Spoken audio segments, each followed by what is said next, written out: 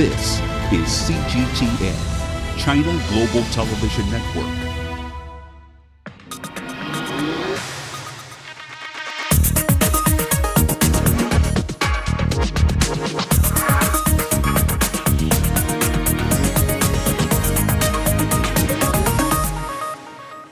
From CGTN headquarters in Beijing, this is The Hub with Wang Guan. Hello and welcome to the program. I'm Wang Guan in Beijing. The G20 Summit starts off in Bali, Indonesia, and Chinese diplomacy is in full swing. Chinese President Xi Jinping met U.S. President Joe Biden, a highly anticipated face-to-face. We'll tell you what happened. And on Tuesday morning, President Xi is in dialogue with French President Emmanuel Macron, with more bilateral talks in the pipeline for the Chinese president. What are the implications of these meetings, and what can we expect from the G20 Summit of the world's major developed and emerging economies? Now, for more about all this, we have Klaus Loris, Distinguished Professor of History and International Affairs at the University of North Carolina. And also we have with us here in Beijing studio, Victor Gao, Chair Professor at Suzhou University, and Einar Tengen, Current Affairs Commentator and Senior Fellow at Taihe Institute. Gentlemen, welcome to the program. So much to digest from this all-important meeting. The first face-to-face summit since they became national leaders, heads of state. But first of all, I want you to listen to what the two leaders actually said during the summit. Here's what they said. 国际社会普遍期待中美处理好彼此的关系。 The world expects that China and the U.S. would properly handle their relationship. Our meeting today has attracted the world's highest attention. We should work with all countries to bring more hope to world peace, greater confidence in global stability, and stronger impetus to common development. As always, I am ready to have a candid and in-depth exchange of views with you on issues of strategic importance in China-U.S. relations, global and regional issues. I also look forward to working with you to bring U.S.-China relations back to the track of healthy and stable growth to the benefit of our two countries and the world as a whole. 推动中美关系重回健康稳定发展的轨道，造福两国，惠及世界。 We share a responsibility, in my view, to show that China and the United States can manage our differences, prevent competition from becoming anything ever near conflict, and to find ways to work together on urgent global issues that require our mutual cooperation. So, President Xi, I look forward to our continuing and ongoing open and honest dialogue we've always had, and I thank you for the opportunity. All right, Victor, let me start with you. It seems that the two sides agreed to set up a new framework to develop principles to manage their conflicts, competition, however you call it. Are there cause for optimism, at least in the short run, before long-term structural issues kick in? Absolutely. I think history will mark yesterday's summit as the beginning of a long process of normalizing relations between China and the United States, mainly because the two heads of state of China and the United States managed to build a floor to the bilateral relations and also established a guardrail for the control of the bilateral relations, preventing it from really spilling out of control, which may cause huge damage to both China and the United States. Now, it doesn't mean that whatever that's going to happen will be easy. It will be full of challenges, but I think the two countries need to use all the wisdom, courage, vision, and resourcefulness to build upon the summit meeting of yesterday. Victor, I mean, the proof is going to be in the actions. And quite frankly, I mean, the actions of the U.S. has not measured up to the words. I mean, they keep saying, we believe in a one China policy. They keep talking about, not trying to contain China. But at the same time, you have all the stuff going on with cutting off China from chips, sailing ships up and down the Taiwan Straits. So I'm a little different. I want to see what actually happens, if there's going to be some actions. Remember, this meeting was set up before Nancy Pelosi was going to Taiwan. And it almost derailed it because they stopped talking to each other. Now they're just saying, okay, we're going to continue to talk to each other, try to get things back on track. But those are words. Let's see the actions. Of course, we've seen this before, the double dealing on the question of Taiwan on the part of Washington. Actually, the design of strategic ambiguity itself, as Victor very well knew this as a former translator of late Chinese leader Deng Xiaoping, was to use Taiwan as an unsinkable aircraft carrier in the Western Pacific. But Victor, the two leaders have delegated their working level teams to follow up on, their consensus reached. And is this cause for optimism? I think it is very important, mainly because, as Anna just now mentioned, in the immediate aftermath of Nancy Pelosi's illicit visit to Taiwan, China kind of terminated 8 channels of communication with their counterparts in the United States.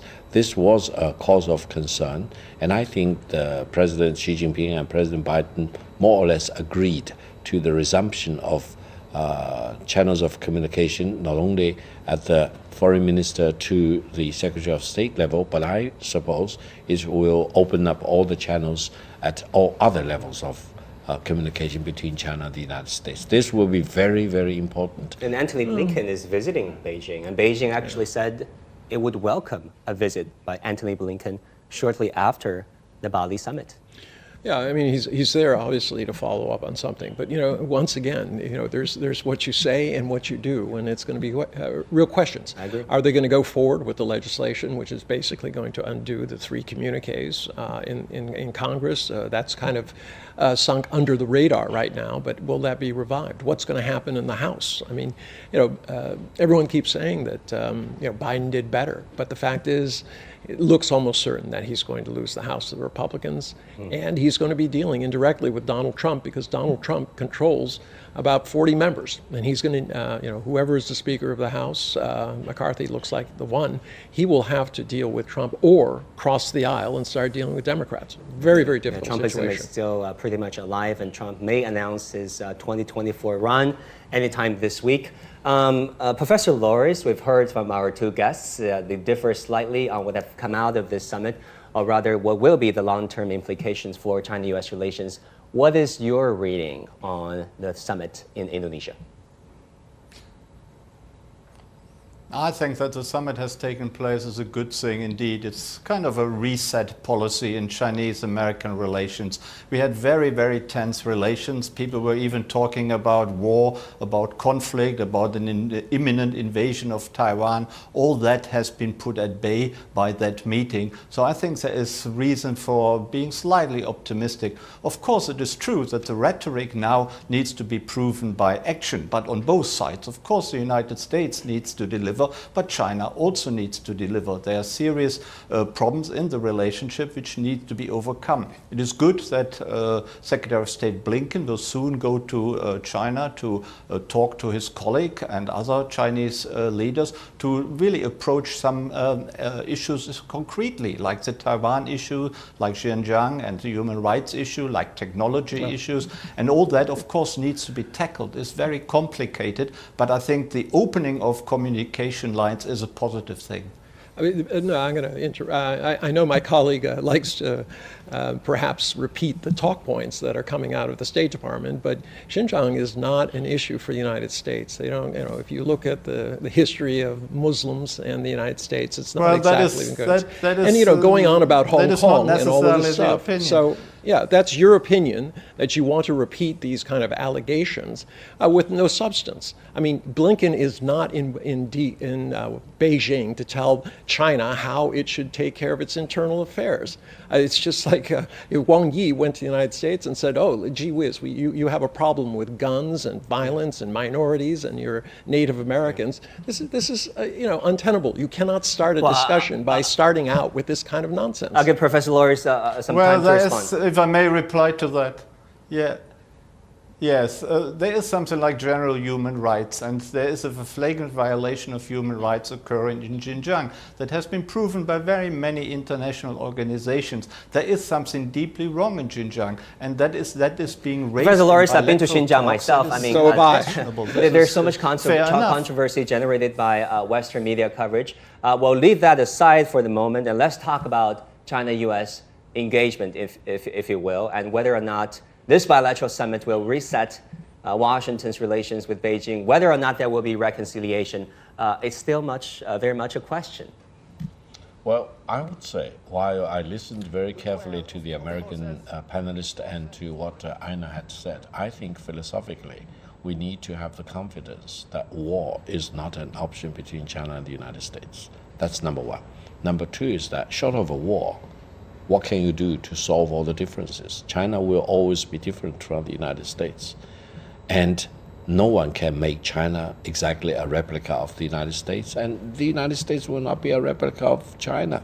Therefore, there is only one way to deal with the differences between China and the United States. That's to get along with each other, to understand each other. Whatever differences there are, let's do negotiation, diplomacy, etc., rather than lose your sanity, get to each other's jugular, for example, or try to wrestle you to the ground as if there will be no consequences. Yep. I think President Biden and President Xi Jinping more or less set the tone that there is a constructive way to deal with the differences between China and the United States. We need to really focus on the positive side and then do our best to make sure that China-U.S. relations do not fall apart. Well, that's fine, but you heard President Biden giving the same talk points that we were just debating before, talking about domestic matters within China. The issue is American exceptionalism, this idea that the U.S. has to be in control of the world in order to put an imprint of one kind of society, one kind of economics, one kind of politics, one kind of ideology. And it's never worked in history, and there's no reason to believe it's going to work now. So I really bristle at this idea that you're going to achieve peace by saying, I do not accept who you are.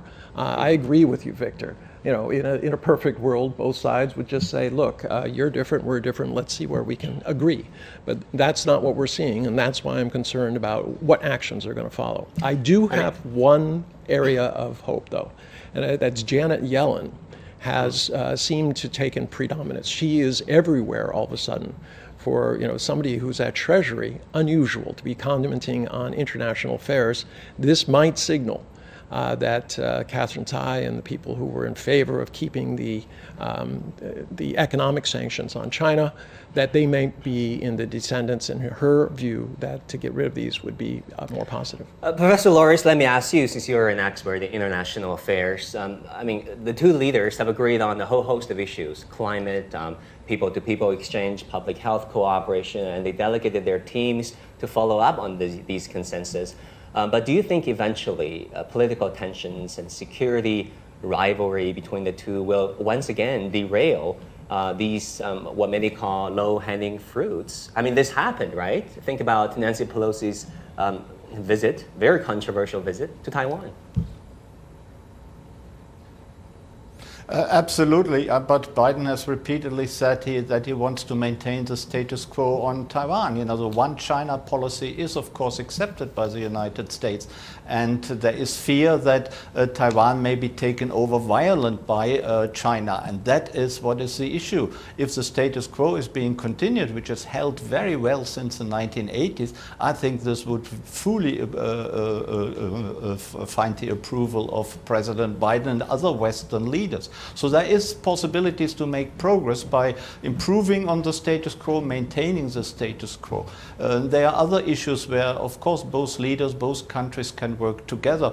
For example, climate change. For example, sustainability in the developing world. There are many, many issues which can be tackled. And of course, there is the elephant in the room in the G20 meeting, that is the Ukraine war and Russia's role in that. And here, of course, Biden's hope would have been that President Xi can influence President Putin to perhaps withdraw his troops from Ukraine, perhaps make sure that the war comes to an end. He certainly will have impressed on President Xi, and I know President Xi agreed with that the use of nuclear weapons, or even the threat of the use of nuclear weapons in the Ukraine war, is totally unacceptable. And on this issue, both leaders have easily agreed, and you would have expected that. So there is a lot of cooperation possible between the two leaders, that not everything will fall immediately into place, and that not everything people agree upon, including human rights,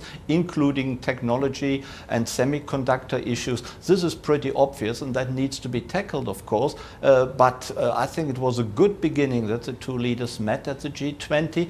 It was a reset of US-Chinese relations, and it can only get better, I hope. Victor, let's talk about Chinese diplomacy. It's not just about Xi-Biden summit. President Xi is meeting with the French President Emmanuel Macron, and Macron has some very positive statements so far. He said Chinese path to modernization is much admired by the French. He opposes Cold War style power politics, camps dividing the world, and he talked about strategic autonomy of France. What exactly does that mean for the future of China-France relations? Well, first of all, I think France is a very important country as far as China is concerned. We are both permanent member states of the United Nations Security Council. Both China and France are in possession of nuclear weapons, and traditional friendship between France and China date back to many, many decades ago, if not even a couple of centuries ago. Therefore, I think immediately after Chancellor Scholz's visit to China, this round of meeting between Chinese President and French President in Bali will be very, very important, because I don't think the French business community want to be left out of all the fun and excitement in the China market, and they really want to seize the moment to not only develop the business relations, but also people-to-people relations. Yesterday, I attended a Francophone meeting involving all the French-speaking countries in the world, for example, and we talked about how China and the French-speaking countries can really beef up their exchanges and understanding, for example. And this will be very important, especially in the digital economy, because the French language itself is, relatively speaking now, smaller than the English-speaking language and smaller than the Chinese language community. So how to make sure that the French language itself and the data generated in the French language will also be a very much important part of the digital economy to come. Yeah, speaking of which, Alliance Française, a major French language and cultural institution, is just 5 blocks away from us, and right downstairs where you live, Right either. downstairs, yeah.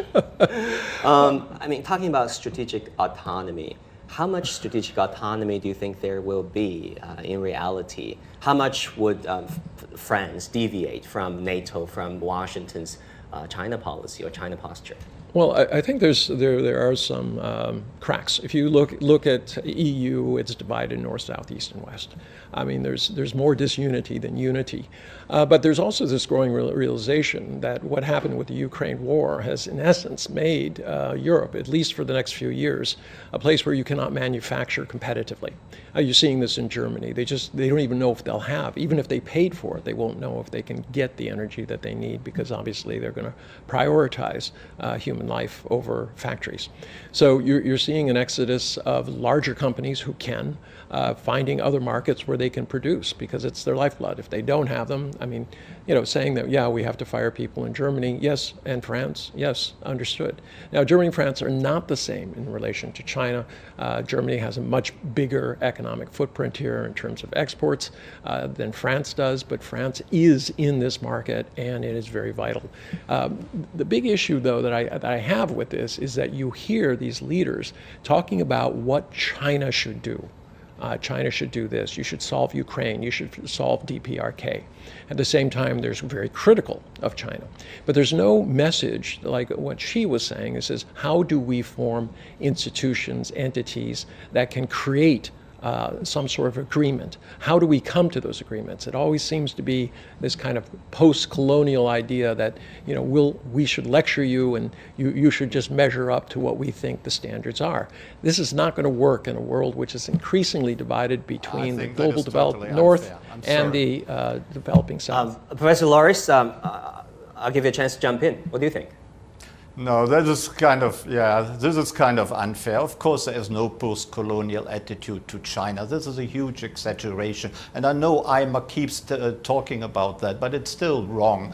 Xi Jinping has an enormous influence on Putin. He's perhaps the only person in the world who has quite a strong influence on Putin. That the world then expects Xi to use that influence so that the war in Ukraine, for example, can be ended. Victor, do you agree? I mean, China has huge influence over Russia's foreign policy. Professor Loris, give us a sec. I think as far as the war in Ukraine is concerned, China has been pursuing the right objective from the very beginning. That is to solve whatever problems in Russia-Ukraine relations through peaceful dialogue. And I think China has been doing this from the very beginning, urging Russia as well as Ukraine to solve the problems through diplomacy. And I think this is also the message that President Xi Jinping told President Biden in Bali. And I think history will prove that only through negotiation can you solve the war in Ukraine. So I think China is on the right side of history, and time will really bear out that President Xi Jinping and China stand on the right path to solve the war in Ukraine. Okay, I'm just going to say that it's ridiculous. I mean, Xi Jinping and Biden have a good relationship, but that doesn't stop them from pursuing their national interests. I mean, this idea that that it only takes one to tango, that it was just an unprovoked attack by Russia on Ukraine, and that, Europe and the U.S. were simply amazed by this. Nonsense. They're pushing NATO in. Every Kissinger to Keenan, all the Cold War warriors said, if you go into Ukraine, you will, not might, you will have a armed conflict with Russia. So this idea that somehow China is supposed to come and save Europe from its nonsense is unbelievable. All right, Professor Loris, G20 has a very lofty logo, recover together, yes, recover stronger. I want to shift gears a little bit. I mean, after all, we're talking about G20. What do you think about this logo? I mean, do you think countries, large ones, small ones, industrialized ones, emerging economies, they can recover together and recover stronger? We would hope so. I mean, there are serious problems in the developing world. The debt crisis needs to be resolved. Financial stability needs to be recreated. There is an infrastructure problem. There's inflation problems. Of course, there's a severe food crisis, a severe health crisis, and all of that has become worse because of the Ukraine war and Putin's aggressive action. Whatever was just said, Russia went into Ukraine despite all the grievances which Putin may rightly have to some extent. But do you think G20 will become another platform of great power a politics foreign eventually? country? Think about all the challenges that we have, economic recovery, financial coordination, and COVID. Yes, of course, countries need to cooperate, and China and the United States are part of this, clearly, to resolve the issue. But I believe that China has an important role to play, as does the United States. And by cooperating with each other, as we have seen the beginning perhaps at the G20, there is more hope that the Ukraine war and other global issues like the food crisis, like the debt crisis in the developing world can be resolved, clearly. But both sides need to become active to do so. Right, Victor, what is the prospects of recover together from this G20 summit? No, first of all, the world need to recover, that's for sure. And then all parts of the world need to recover.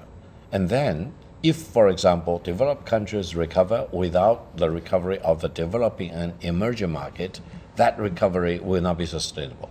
So I think recover together is actually not only the right topic for G20 in Bali, but also it points out to the right path of recovery for the whole world. Because now the world is in a crisis mode. And if the crisis upon crisis are not handled properly, it will explode with devastating consequences for all the countries involved. Therefore, recover and recover together, recover to become stronger, for example. This is truly the right path for the world. I mean, this is also China's message to the world, right? If you look at China's track record, I mean, there's so much naysayers and skeptics about what China is all about. But China is a de facto global leader for development. China is a global de facto leader for peace, if you think about this track record. Yeah, absolutely. I mean, China is being criticized for doing something about a problem everyone acknowledges. I mean, there's $4 trillion deficit in terms of infrastructure that affects the global south and the Central Asia. And China has been trying to correct that as part of an entire system that works for all the countries involved. And now they're being attacked by countries who wouldn't do that.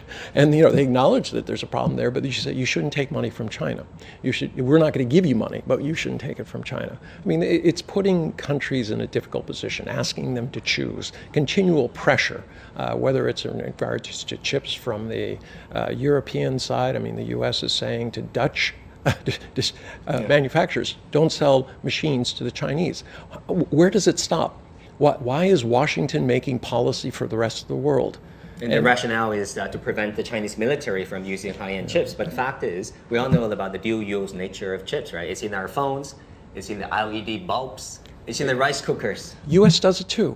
I mean, they're using their chips for military purposes. This idea that they're cutting off and this is going to make a more peaceful world is nonsense. But there's a deep dysfunctionality that has been exposed by this G20. This was supposed to be about a digital economy, about the pandemic, about economics, food shortages, all the things that we've discussed and Professor Loris indicated are important things. But instead, it's become a litmus test on whether the two largest powers can get along. Notice there's a very sharp difference. Biden always talked about the negative issues, what China has to do. Xi said, look, let's be adult about this. Let's live up to the expectations of the rest of the world. Let's address their issues. We have a responsibility, two big nations, to do that. So you have a very sharp difference in approach, tone, and also substance. Victor, what do you think? Well, indeed, there are tough issues, difficulties between China and the United States, but I'm always an optimist. I always believe that so long as China stands firm on matters of principle, and the United States sooner or later will realize that they need to get along with China. And no other way will work as far as China is concerned. War does not work, confrontation does not work, rivalry or conflict do not work. The only way that will work is to get along between China and the United States. And I truly believe this is the main message of the Bali summit between President Biden and President Xi Jinping. Yeah, but the problem with your approach, Victor, is that the United States is a Jekyll and Hyde. At one point you're going to have a change in administration, and as we have seen in the past, actually, I'm very curious about the midterm elections. Joe Biden's party retained the Senate, and probably he's going to lose the House. We don't know yet. It's within slim margins. But it looks like he's having a strengthened hand coming out of U.S. midterm elections. At least that is how he portrays it. He's a politician. Think when dust settles, in U.S. domestic politics, the priorities can be once again on foreign policy, and the chief among them, America's China policy. Well, the only thing they have in common, as Victor knows and we discussed, is that both Democrats and Republicans don't like China. But this idea that he won't have the House, that means he cannot do any appropriation bills. He cannot fund anything. And I don't think that Republicans are going to be lining up to help him in his particular initiatives, especially with the presidential election looming 2 years hence. So you're going to have a dysfunctional Washington. You've been there, you know the situation. There's no way they're going to cooperate. Well, I think we will know in a matter of days whether President Biden will become a lame duck president for the last 2 years of his presidency. And if he does become a lame duck president, he may have no other choice but to focus more on foreign policy and the military matters. And that may be a good thing or a very bad thing. So I think now engaging with Biden in a positive way, proactive way, is absolutely the most important thing. And the Bali summit was the right step in the right direction. Let's all hope for the best. Gentlemen, so much ground has been covered. We learned a lot. Victor, thank you. Einar, thank you. And Professor Loris from Chapel Hill, North Carolina. Thank you, as always, and that will do it for this edition of The Hub on CGTN. Thank you so much for tuning in. I'm Wang Guan in Beijing. I'll see you again soon.